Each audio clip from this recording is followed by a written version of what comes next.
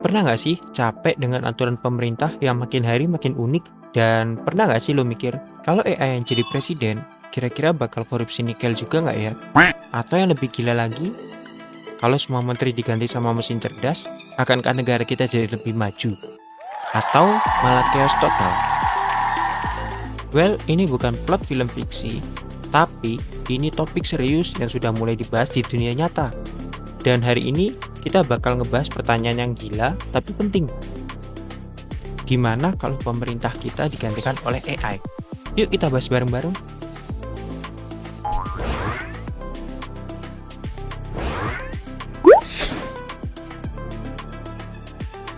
Pertanyaannya, kenapa orang mulai bosan sama pemerintah manusia?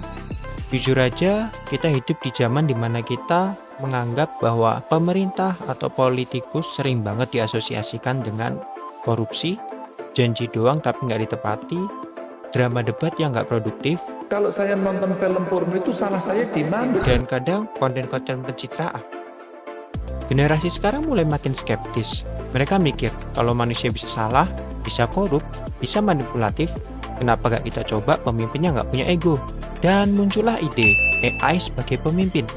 Bukan karena AI yang lebih baik, tapi karena dia lebih rasional, punya akses data super besar, dan nggak punya kepentingan pribadi.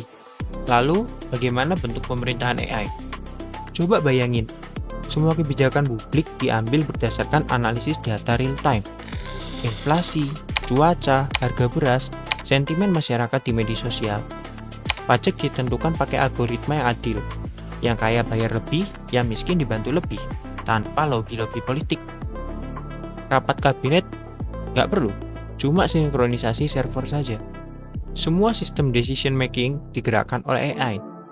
Bahkan, mungkin polisi lalu lintas pun diganti kamera dan machine learning. Kalian lewat lampu merah, AI sudah capture muka kalian, denda langsung masuk notifikasi. Sama seperti di Surabaya dan beberapa kota besar lainnya, e-tilang sudah ditetapkan. Berikutnya, kelebihan pemerintah pakai AI. Kalau ditulis kayak daftar belanjaan, ini dia potensi kelebihannya. Yang pertama, gak bisa korupsi. AI nggak punya rekening pribadi dan gak bisa nyimpen duit di bawah bantal. Kedua, konsisten dan objektif. Nggak mood swing, nggak baperan, keputusan berbasis logika dan data. Yang ketiga, kerja 24 jam per 7 tanpa lembur. Nggak ada libur nasional buat AI, negara tetap jalan terus. Keempat, bisa evaluasi diri otomatis. Misal kebijakannya gagal, AI bisa langsung hitung ulang dan perbaiki. Gak perlu panitia khusus investigasi yang gak jelas. Yang kelima, transparan. Semua keputusan bisa dilacak, dicek logika dan datanya. Bahkan bisa kasih alasan. Saya memilih kebijakan A karena berdasarkan data B, prediksi C, dan kebutuhan D. Bayangin kamu bisa cek log keputusan presiden kayak kamu cek histori belanja di Tokopedia. Tapi gak semua hal bisa diputuskan oleh data. Nah, ini yang sering dilupakan. Hidup manusia itu gak semuanya soal logika.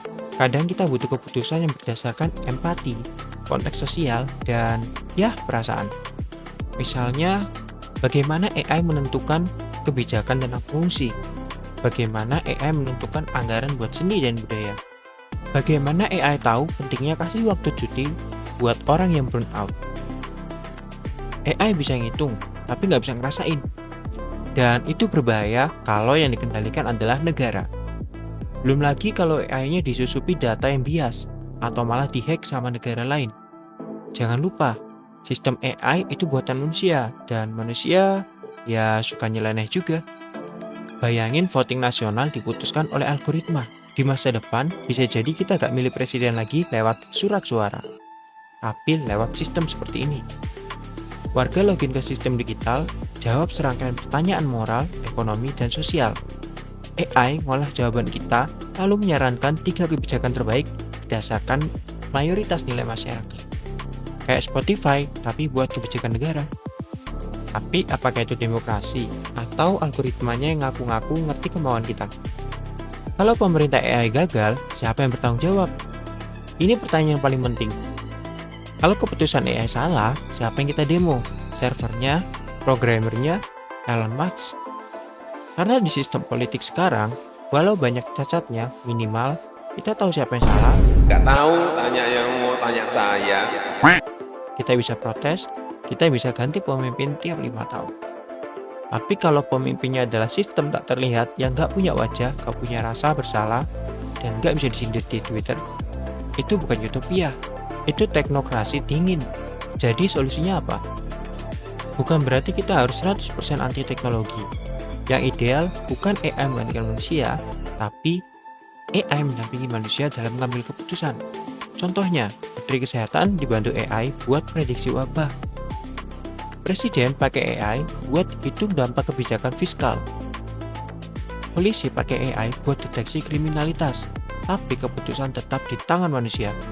Karena teknologi sehebat apapun, kalau nggak disertai nilai, empati, dan pengawasan publik, bisa jadi bumerang. Penutup, siapa yang bisa kita percayai? Di dunia di mana manusia sering mengecewakan dan teknologi makin canggih, wajar kalau kita tergoda buat nyerahin kendali ke AI. Tapi ingat, AI itu bukan dewa, AI itu alat. Yang penting bukan seberapa pintar AI kita, tapi siapa yang pegang kendali atas AI itu. Kalau kendali tetap di tangan rakyat, itu masih oke. Tapi kalau AI dipakai elit buat mengendalikan rakyat, nah itu yang bahaya. Gimana menurut kalian? Kalian lebih percaya pemimpin manusia yang bisa salah, atau AI yang katanya netral? Tulis pendapat kalian di kolom komentar. Dan kalau kalian suka bahas topik kayak gini, jangan lupa like, subscribe, dan nyalakan notifikasinya. Stay smart and stay digital. See you, bye.